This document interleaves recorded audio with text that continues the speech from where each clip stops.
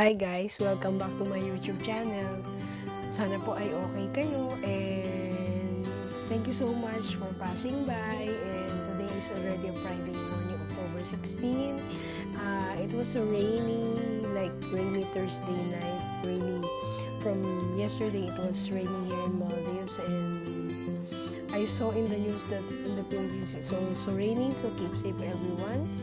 And thank you so much for liking my page in Facebook, Cris vlogs, and to all my subscribers. Thank you so much for God bless us all. It's been like 110 subscribers now, so I'm so positive about the road to 1,000. And thank you so much for passing by. Please comment down below for any suggestions that you want me to feature in my channel. And so today's vlog 22, I'm featuring, as you can see, mukbang. So in front of me are DIMSUM products from Oriental Sun Maldives. Shout out po sa inyo. Thank you for this delivery. So naging favorite ko na rin po sila, so shout out. Yung kanilang fried wontons are really so delicious. The asado siopaw, which contains chicken kasi wala po ditong pork. And then my favorite na chicken siomai, beef or chicken I think, but it's so yummy. So shout out po sa mga taga Oriental Sun, and very kind and very fast delivery pag sinabi nila. And so yun, meron silang mga binigay din sa akin ng mga garlic, yun, chili garlic sauce, which is also becomes my favorite. So guys, today's vlog, ang pag-uusapan po natin ay tungkol sa pagiging mga nurses namin. Okay, magbibigay lang ako sa inyo ng top 10 kumbaga best qualities of being a nurse. So top 10 tayo. Okay, so ang number 1 is brain like an elephant. Bakit ba sinabing kinakailangan yung mga nurses ay merong brain like an elephant? So ano ba yung what does an elephant possess para i-compare siya sa mga nurses, di ba? Ano ba yun? Kasi po, ang mga elephants ay very sharp po ang kanilang memory. So, ang mga nurses ay kinumpare doon, they never forget. Sabi nga.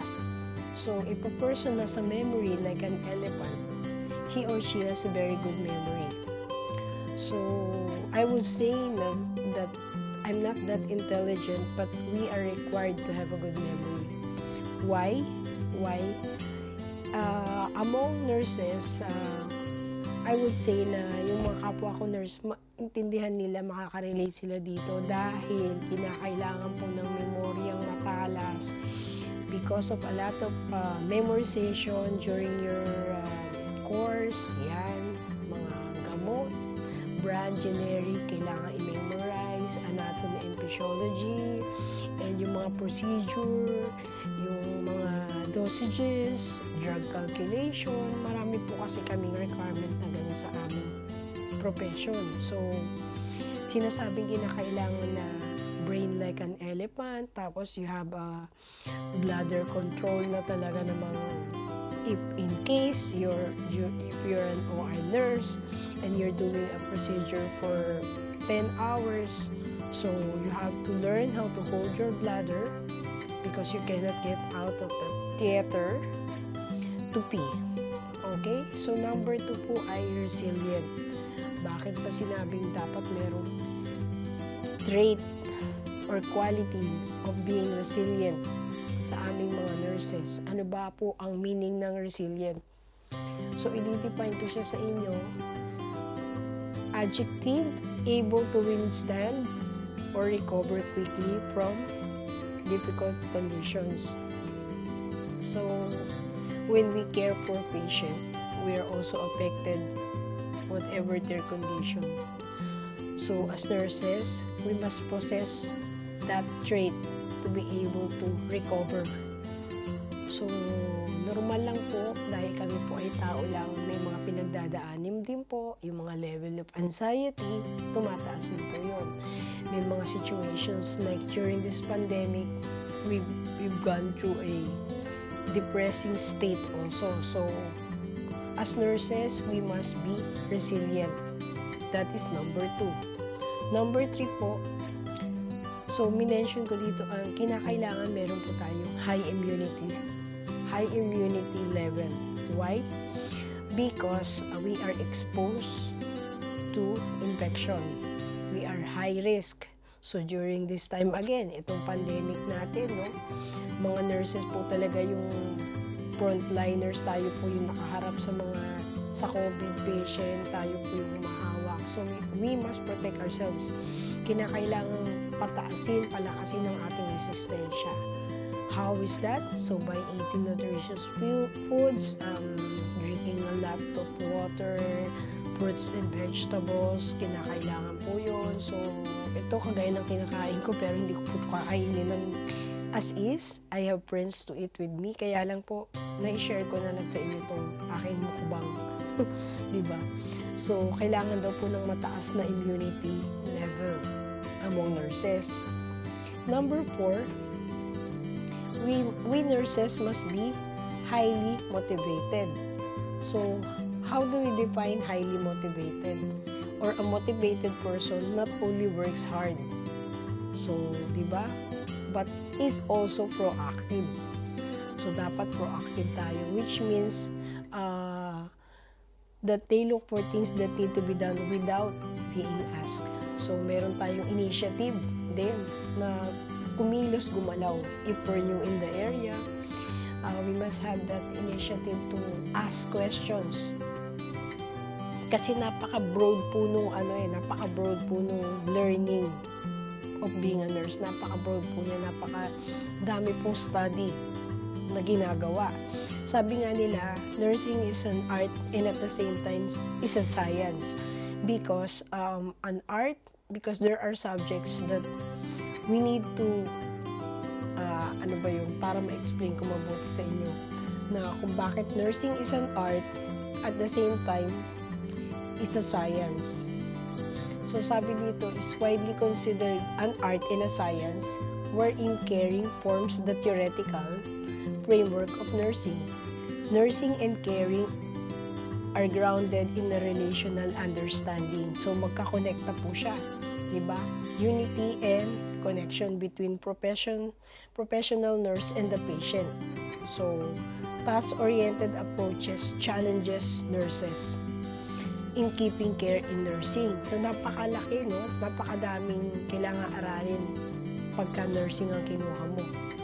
Diba? Or kung nurse ka na, then we are still upgrading our skill every now and then. Ang daming mga courses na kailangan i-take, licenses na kailangan i-renew, ganyan yung ating sa professional side. If you're intensive care unit, ang dami po pang licenses na kailangan kunin bago ka maging, kumbaga, bago mo i-put into practice yan. Okay, then number 5 is flexible, adjustable. A nurse must be flexible.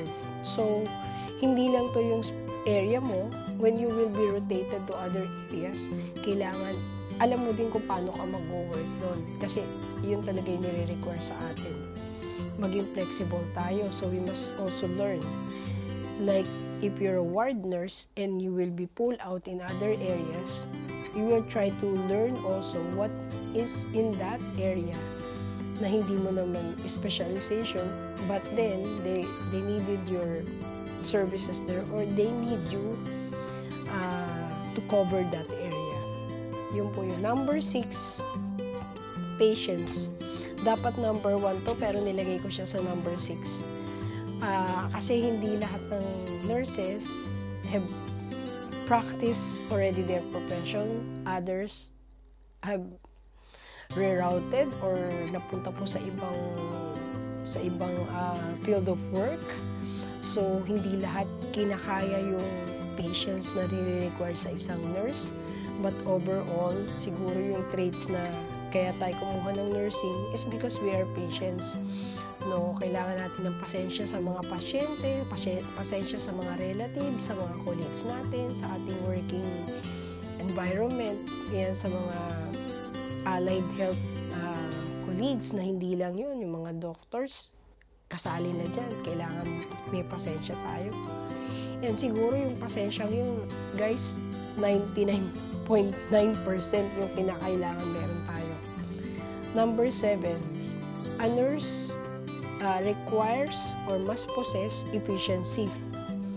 So, ang ating general meaning ng efficiency, napaka-broad din kasi in other professions, this one also requires them. So, ang sabi sa efficient is achieving maximum productivity with minimum wasted effort or expense. So, maximum productivity in your 8, 10, or 12-hour shift.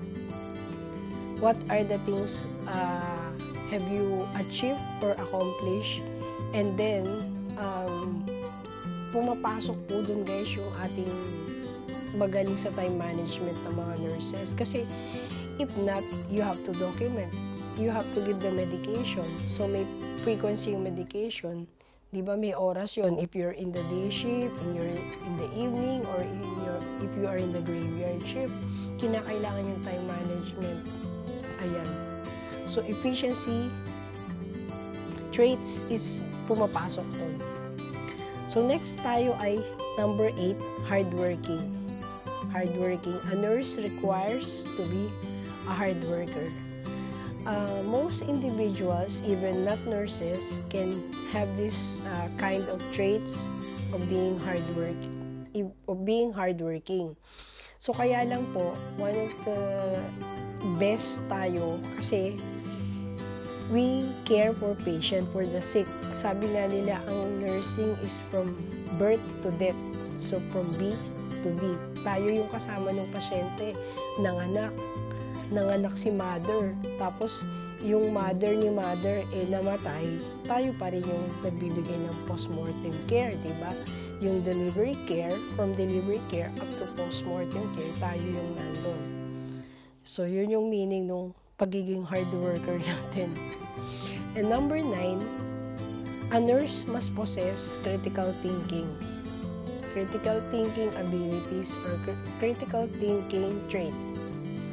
So, if we're going to define critical thinking, napaka-broad din ito, no? Critical thinking, why do we need to be a critical thinkers, nurses? Why? So, ang sabi dito, critical thinking is the intellectually disciplined process of actively and skillfully conceptualizing, applying, analyzing, synthesizing, and or evaluating information gathered from or generated by observation, experience, reflection, reasoning, or communication as guide to belief and action. Bakit kailangan yan? Di ba meron tayo sa nursing natin na documentation. So if not documented, it's not done. So critical thinking, applying what we have learned, and then analyzing the subjective data, and then after analyzing, application, and then application, we're going to evaluate after yung ginawa na nating care. Yung the care that we rendered, we're going to evaluate kung ano ba. Kaya meron sa documentation na FDAR, focus, data, action, and then what is response? Ano ba yung naging response si patient? So, focus tayo. For example, si nurse ay, ang focus niya kay patient ay fever. So, ang data, a 9-year-old child came to triage, o ER nurse ako, came to triage with a temperature of 38.5. So, history was taken, vital sign was taken and recorded, ganyan. And then, ano yung mga action natin? Una-muna, inform the resident doctor, and then follow the order if there is, o yung independent nursing natin na tepid sponge bath was done. And then, ano yung response si patient? So, after 3 hours, patient or the child reflected the temperature measure of naging 37 na lang, ganyan, bumaba naman siya. So, ang pang number 10 po natin ay TLC o yung tinatawag na tender loving care. So, lahat ng nurses, meron ganitong qualities, no? Tender loving care. Tender means very soft, very loving ka. So, one-on-one. Kung si patient ay geriatric, you should have a soft treatment or dahan-dahan pang pag-aalaga, ganyan, tender loving, may kasamang pagmamahal. But guys, meron akong ginawang acronym. Ito, acronym ng ating nurse. NURSE. So, number 1 is nurturing. Yun na nga. So, we nurses are very nurtured. We know how to nurture. Okay, so nurturing means from yung binanggit ko kanina, from delivery, from birth up to the death of patients. We are the one taking care of them. We are the one at their bedside. Letter U is understanding. So kailangan tayo mga nurses ay very understanding. Napakalaki ng ating pasensya, diba, sa under the patients na pang number 6. So, we must be understanding. Kasi hindi lang yung pasyente intindihin natin. Relatives, yung mga doktor, yung mga allied health workers na colleagues, yung mga colleagues natin sa nursing area natin. Lahat yan, kinakailangan maintindihin natin. So, letter R is resilient. Resilient, nabanggit ko na kanina, yung able to recover from difficult condition, no? Tayo mga nurses yun, kaya nating mag-bounce back. Okay? Letter S, strong-willed. Ito, matapang, malakas. Naka-ano na yan sa atin eh. Nurse ka, matapang yan, brave. So, we possess that courage always in our feather. Kasi kahit na dumaan pa yung mga tinatawag nilang pandemic time, crisis, we're able to bounce back. Kasi nurse tayo. Diba tayo naman yung talagang kinakailangan nila. Tayo talagang in-demand profession. Diba? So, pang number 8 tayo sa top global profession, pang number 8 ang nurse. So, letter E is exemplary or excellent. Kinakailangan meron tayong ganitong traits, excellent, no? Kumbaga, requirement na nila yun sa atin na maging excellent tayo sa lahat ng ginagawa natin. At least 0 error tayo sa mga undertakings natin with regards to our profession. We may fail in our personal lives. We may fail in our emotional or whatever upheavals, but we must be excellent. We are expected to be excellent in our profession. So guys, yun po yung 10, and I hope I have shared with you. If you have comments, just put it down below. If may comments kayo na topic na pwede natin pag-usapan sa ating munting channel na to. And thank you very much for all the subscribers. There are now 109 subscribers in my channel. Thank you so much, and I hope po yung mga napadaan dito sa channel ko ay please subscribe. Yun lang po ang ating start of the day hanash, and I will try to film during the day kung ano man yung mga mangyayari pa. Keep safe everyone. It's been raining. So, yun lang po. Stay healthy, stay positive. Please like, share, and subscribe. And I will see you all in my next vlog. This is vlog 22. God bless us all. Good morning. Happy Friday. Bye.